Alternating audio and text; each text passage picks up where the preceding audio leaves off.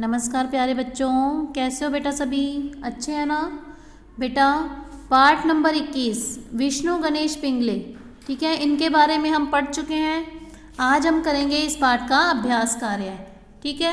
शब्दार्थ सबसे पहले हट्टे कट्टे। हट्टे कट्टे का अर्थ होता है बेटा शक्तिशाली यानी ताकत वाला। विद्या जो हम सभी भी ग्रहण करते हैं, ज्ञान, ज्ञान मिलता है ना। सुदृढ़, सुदृढ़ होता है बेटा मजबूत। सशस्त्र, शस्त्रों के सहित यानी शस्त्र हथियार होते हैं उसके साथ, हथियारों के साथ, शस्त्रों के सहित, ठीक है बेटा। प्रश्नोत्तर हम कल करेंगे, फिलअप्स हमने नहीं करने। फिर है सही वाक्यों पर सही तथा गलत पर गलत का चिन्ह लगाइए। तो पहला है पिंगले को मेरठ का काम सौंपा गया। अब देखिए, अगर लेसन आपने ध्यान से पढ़ा होगा तो उसके अंदर आया था कि देखो पिंगले को मेरठ का काम सौंपा गया था। इसका मतलब क्या है ये बेटा? बिल्कुल सही। फिर है मुकदमा पाकिस्तान षड्यंत्र केस के नाम से प्रसिद्ध हुआ था। जो क्रांतिकारी अंग्रेजों के खिलाफ प्रदर्शन करने वाले थे तो उसका जो वो पकड़े गए थे तो उन पर जो केस हुआ था वो किस नाम से हुआ था? पाकिस्तान षड्यंत्र केस? नहीं, गलत। क्या नाम से हुआ था? लाहौर षड्यंत्र केस। देखिए, क्रांतिकारियों पर मुकदमा लाहौर षड्यंत्र केस के नाम से प्रसिद्ध हुआ था, ठीक है। फिर है 16 नवंबर 1915 को पिंगले को फांसी दी गई थी। बिल्कुल सही, ठीक है।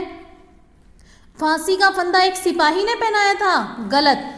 उन्होंने स्वयं अपने गले में, देखो फांसी का फंदा स्वयं अपने गले में यानी अपने आप उन्होंने अपने गले में पहन लिया था, इसलिए क्या आएगा? ये गलत। उस तेजस्वी युवक ने भारत माता की जय बोली। अब देखो, जब फांसी लगाई जा रही थी तो उस तेजस्वी युवक ने भारत माता की जय बोलते हुए, ठीक है, तो यानी कि बिल्कुल सही, ठीक है बेटा। सही गलत, सही गलत और सही, ठीक है। फिर है मिलान कीजिए। प्रभावशाली, कैसा था उनका जो व्यक्तित्व? प्रभावशाली था। फिर है भारत माँ सबकी माँ, हम सबकी माँ है ना भारत माता। अमेरिका, अमेरिका में सिएटल शहर में वो पढ़ने के लिए गए थे। क्रांतिकारियों के गुरु कौन थे? लाला हरदयाल, उनको मंत्री बना दिया गया था। अस्त्र शस्त्र की शिक्षा पांडुरंग खान खोजे से सीखी थी उन्होंने। क्रांति कहाँ थी? मेरठ में करने वाले थे। मेरठ का काम सौंपा गया था ना विष्णु गणेश पिंगले जी को, ठीक है बेटा। तो ध्यान से नंबर बनेंगे 4, 5, 6 यानी 4, 5, 6, 1, 2, 3, ठीक है। आगे है कि किसने किससे कहा? नहीं पिताजी, मेरा नौकरी करने का कोई विचार नहीं है। किसने कहा था? विष्णु गणेश पिंगले ने अपने पिताजी से कहा था।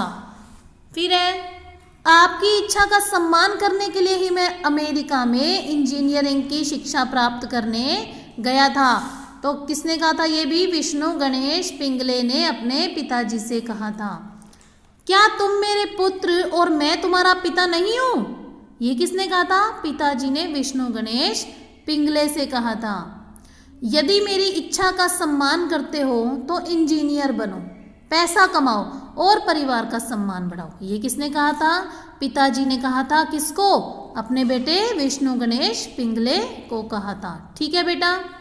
फिर है सही विकल्प चुनकर रिक्त स्थानों में भरना भी है और सर्कल भी लगाना है, ठीक है बेटा। उच्च शिक्षा भी मैंने डैश की योग्यता बढ़ाने के लिए ली थी। जो उच्च शिक्षा विष्णु गणेश पिंगले अमेरिका में लेने के लिए गए थे वो उन्होंने किसकी योग्यता बढ़ाने के लिए की थी? पर सेवा, साधु सेवा, देश सेवा या स्व सेवा? तो उन्होंने देश सेवा की योग्यता बढ़ाने के लिए ही ली थी। बचपन में ही उसने अपना डैश सुदृढ़ बना लिया था। क्या बना लिया था? शरीर सुदृढ़ बना लिया था, ठीक है। डैश की परीक्षा उसने बहुत अच्छे अंकों से उत्तीर्ण की थी। कौन सी परीक्षा की थी? मैट्रिक यानी 10वीं क्लास की मैट्रिक की परीक्षा उसने बहुत अच्छे अंकों से उत्तीर्ण की थी, जिसके बाद उन्हें इंजीनियरिंग की पढ़ाई करने के लिए अमेरिका में भेज दिया गया। युवकों ने अमेरिका में डैश पार्टी बनाई। कौन सी पार्टी बनाई गई थी? गदर पार्टी।